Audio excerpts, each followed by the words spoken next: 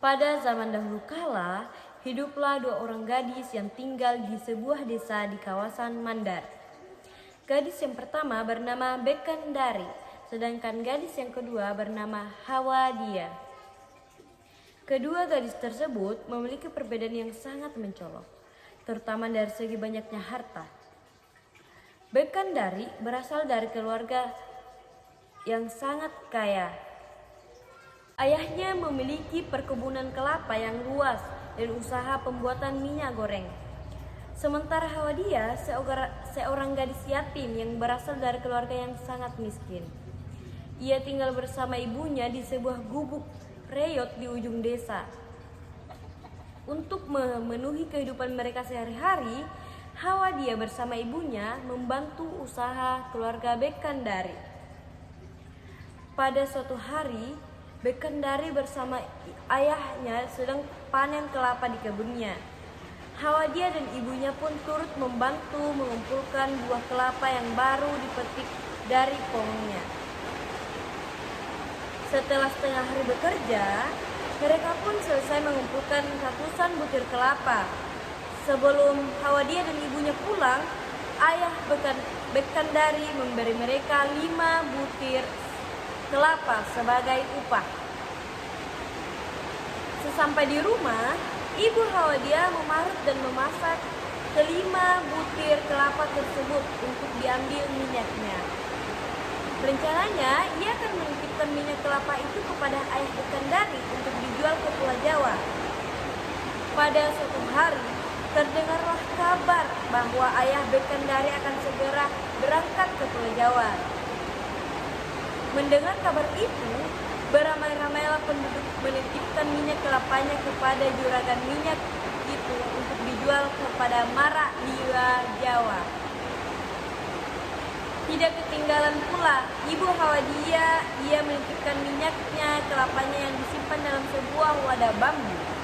Sebelum mengantar minyak kelapanya kepada ayah Bekandari, terlebih dahulu ia membaca sebaris mantra dulu, lalu meniupkannya ke dalam bambu. Dengan harapan Marak Liwa Jawa akan tertarik dan jatuh hati kepada anaknya ketika melihat dan mencium bau minyak tersebut. Setelah menyiapkan segala keperluannya, berangkatlah ayah Bekandari bersama beberapa orang pekerjanya menuju ke Pulau Jawa dengan menaiki kapal pribadinya. Sudah 5 hari 5 malam, mereka terombang-ambing di tengah laut, namun tak kunjung sampai ke tujuan.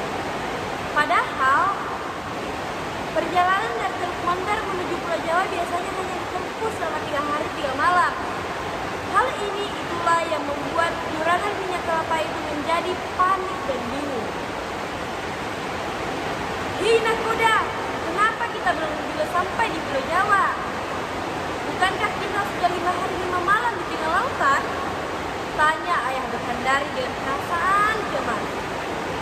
"Maaf Tuan, saya juga tidak tahu apa gerakan penyebabnya. Padahal kecepatan kapal ini berada di atas rata-rata," jawab nahkoda kapal itu. Mendengar jawaban itu, ayah Bekandari terdiam sejenak. Ia bingung memikirkan penyebab keterlambatan kapalnya tiba di Pulau Jawa. Beberapa saat kemudian, ia pun teringat dengan suatu hal. Rupanya, ia lupa membawa minyak titipan ibu Hawadia. Jangan-jangan inilah penyebabnya keterlambatan perjalanan ke Pulau Jawa, pikirnya dalam hati. Setelah benar-benar yakin bahwa hal itulah yang menjadi penyebabnya, ia segera memerintahkan kepada nahkodanya agar memutar haluan arah kapalnya. "Nahkoda, putar haluan arah kapal ini, kita harus kembali ke Tanah Mandar," ujar si juragan kaya itu. "Kenapa begitu Tuan? Bukankah kita sebentar lagi kita akan sampai Pulau Jawa?" Tanya nahkoda kapal bingung. "Tidak mungkin. Kita tidak mungkin sampai di Pulau Jawa sebelum mengambil minyak titipan ibu Hawadia," jawab juragan minyak itu sambil menggeleng-gelengkan kepalanya. Dengan diselimuti tanda tanya, si nahkoda kapal pun segera memutar balik haluan kapal menuju Teluk Mandar. Setelah menempuh perjalanan selama 5 hari 5 malam, akhirnya mereka pun tiba di Teluk Mandar. Ayah Bekandari segera mengambil minyak titipan Ibu Hawadia yang tertinggal di rumahnya, lalu kembali berlayar menuju ke Pulau Jawa. Alangkah terkejutnya juragan kaya itu beserta anak buahnya karena hanya dalam waktu 2 hari 2 malam mereka sudah sampai di Pulau Jawa. Setibanya di Pulau Jawa, ayah Bekandari langsung membawa semua minyak kelapanya ke kediaman Marak Dia Jawa. Alangkah senang hati Marak Dia Jawa karena ayah Bekandari membawakannya banyak minyak kelapa untuk ia jual kembali kepada pedagang dari luar negeri. Begitu pula ayah Bekandari, ia merasa senang sekali karena semua minyak kelapanya habis terjual. Setelah membeli segala kebutuhannya, ia bersama rombongannya segera kembali ke tanah Mandar. Di tengah perjalanan, ayah Bekandari kembali terkejut oleh kejadian aneh. Sudah 4 hari 4 malam mereka menempuh perjalanan, namun kapal yang mereka tumpangi belum juga sampai di Teluk Mandar. Melihat keadaan itu, ayah Bekandari langsung teringat pada minyak kelapa Ibu Hawadia. Ia pun segera memeriksa ruangan tempat penyimpanan barang di kapalnya. Alangkah terkejut ketika ia melihat minyak kelapa itu masih ada di tempatnya. Rupanya ia lupa menjual kepada Marak Dia Jawa. Akhirnya ia pun segera memerintahkan nahkodanya untuk kembali ke Pulau Jawa. Setelah menjual minyak kelapa tersebut, hanya dalam waktu 2 hari 2 malam ia bersama rombongannya sudah tiba di tanah Mandar, Sulawesi Barat. Sementara itu, Marak Dia Jawa sedang asik mengamati sebuah wadah bambu berisi minyak kelapa yang diberikan terakhir oleh ayah Bekandari. Alangkah terkejutnya Marak Dia Jawa itu setelah membuka tutup wadah minyak kelapa itu. Tiba-tiba ia melihat wajah seorang gadis cantik yang memantul dari permukaan minyak. Wajah cantik itu tidak lain adalah wajah si gadis miskin, si Hawadia. "Hei, bukankah gadis ini yang sering hadir dalam mimpiku?" Tanya Marak Dia Jawa dalam hati. Kali ini Marak Dia Jawa benar-benar yakin dengan keberadaan gadis yang sering hadir di dalam mimpinya itu. Ia pun berniat untuk pergi mencarinya ke tanah Mandar. 2 minggu kemudian, ketika ayah Bekandari datang mengantarkan minyak kelapa kepadanya, ia pun ikut serta bersama ayah Bekandari yang akan pulang ke tanah Mandar. Selama dalam perjalanan, ia selalu berharap agar dia menemukan gadis impiannya itu. Setibanya di Mandar, Marak Dia Jawa tinggal di rumah keluarga Bekandari untuk beberapa hari lamanya. Sejak pertama datang, penguasa tanah Jawa itu senantiasa mendapat jamuan istimewa dari keluarga Bekandari. Berbagai macam makanan dan minuman khas Mandar dihidangkan. Rupanya putri si juragan minyak yang bernama Bekandari diam-diam jatuh hati kepadanya. Ia seringkali mencari perhatian agar Marak Dia Jawa itu suka kepadanya. Marak Dia Jawa pun sebenarnya tahu maksud gelagat Bekandari. Akan tetapi ia merasa bahwa bukan dialah gadis yang ia inginkan. Pada suatu pagi ketika Marak Dia Jawa bersama ayah Bekandari sedang duduk-duduk di teras rumah sambil menikmati kopi panas dan pisang goreng hangat, tiba-tiba seorang gadis lewat di depan rumah itu. Ia pun langsung terpangah melihat gadis itu. "Hei, siapa gadis itu? Sepertinya aku pernah melihatnya," tanya Marak Dia Jawa kepada ayah Bekandari. "Maksud tuan gadis yang baru lewat itu?" Ayah Bekandari balik bertanya. "Iya pak," jawab Marak Dia Jawa singkat. "Gadis itu bernama Hawadia. Ia seorang yatim dan miskin. Ia tinggal bersama ibunya di sebuah rumah panggung yang hampir roboh di ujung desa ini. Jelas ayah Bekandari. "Mereka adalah buruh di kebun kelapaku," tambah ayah Bekandari dengan nada sombong. Marak dia jawab pun hanya tersenyum mendengar penjelasan jualan minyak kelapa itu. Ketika hari menjelang siang, Marak dia Jawa hendak menemui gadis itu. Saat ia berada di ujung desa, tampaklah sebuah rumah panggung yang sudah tua. Atapnya yang terbuat dari daun rumbia sudah bocor. Dinginnya yang terbuat dari gedek pun banyak yang berlubang-lubang. Dengan perasaan ragu-ragu, ia pun mengetuk pintu rumah itu.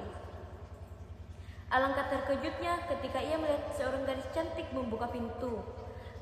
Ia seakan-akan tidak percaya bahwa gadis yang berdiri di hadapannya sama persis dengan gadis yang selalu hadir di dalam mimpinya. "Tidak salah lagi, inilah gadis yang sering menemuiku di dalam mimpi," kata Marak dia Jawa dalam hati dan perasaan senang karena telah menemukan gadis impiannya. Pada saat itu pula Marak dia Jawa pun langsung meminang Hawadia dan berniat untuk membawanya pulang ke Pulau Jawa. Ia berencana akan melangsungkan pesta pernikahannya di Pulau Jawa dan penuh kemeriahan. Mendengar kabar itu, Bekandari menjadi iri hati dan dendam kepada Hawadia. Ia pun segera mencari cara untuk menggagalkan pernikahan mereka. Setelah berpikir sejenak, akhirnya ia pun menemukan cara, yakni mencelakai Hawadia. "Maaf Tuan, bolehkah hamba ikut bersama kalian ke Pulau Jawa? Hamba ingin menyaksikan pesta pernikahan kalian," pinta Bekandari kepada Marak dia Jawa. "Dengan senang hati," jawab Marak dia Jawa sambil mengangguk-anggukkan kepalanya. Keesokan harinya berangkatlah mereka menuju ke Pulau Jawa dengan menumpang kapal milik ayah Bekandari. Di tengah perjalanan, Bekandari menyuruh beberapa orang anak buah ayahnya untuk menculik Hawadia. Setelah menyekap gadis miskin itu di sebuah ruangan tersembunyi, Bekandari segera mengambil tazu dan menyiramkan ke wajah Hawadia. Sungguh malang nasib gadis miskin itu. Wajahnya yang semula halus dan lembut tiba-tiba berubah menjadi kasar dan keras. Setelah itu Bekandari melepaskan Hawadia untuk menemui calon suaminya. Hawadia pun tidak berani menceritakan peristiwa yang baru saja dialaminya. Karena Bekandari mengancam akan membunuhnya, alangkah terkejutnya Marak dia Jawa ketika melihat calon wajah permaisurinya. "Hei, apa yang terjadi denganmu? Kenapa wajahmu rusak begitu?" tanya Marak dia Jawa penasaran. "Maafkan Dinda, Kanda, Dinda terlalu ceroboh ketika berkeliling-keliling di kapal ini. Tiba-tiba Dinda ketumpahan tazu," jawab Hawadia yang berbohong kepada calon suaminya. Mendengar jawaban itu, Marak dia Jawa tidak dapat berbuat apa-apa. Ia harus menerima kenyataan pahit itu. Namun ketika mereka sampai di Pulau Jawa, rupanya ibu Marak dia Jawa tidak sudi menerima Hawadia sebagai menantunya.